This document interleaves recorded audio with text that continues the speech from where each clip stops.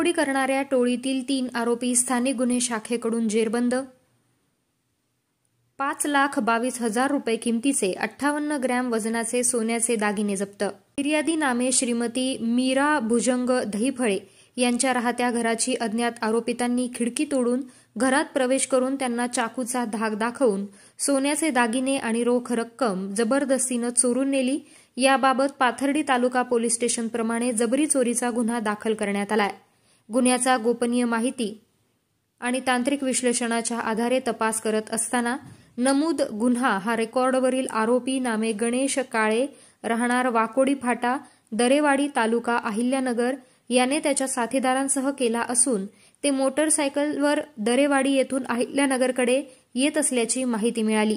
पथकाने मिळालेल्या माहितीवरून चांदणी चौक अहिल्यानगर येथे सापळा रचून संशयित आरोपींचा शोध घेऊन गणेश दिवणाजी काळे, रोहित नादर चव्हाण, रोहित लल्या भोसले अशांना ताब्यात घेतलं।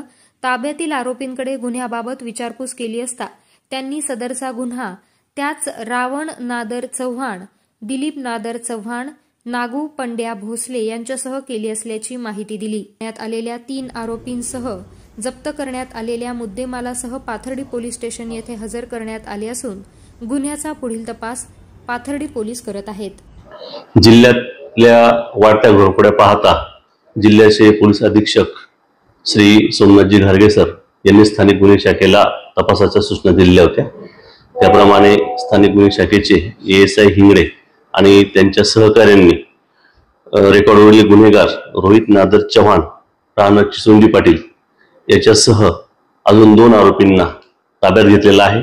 ताब्यात घेतल्यानंतर त्यांनी जिल्ह्यातील नगर तालुका आणि पाथर्डी MIDC या ठिकाणच्या 5 घरफोड्यांची कबूल दिलेली असून साधारण 6 तोळे सोनं त्यांच्याकडून रिकव्हर करण्यात आलेलं आहे।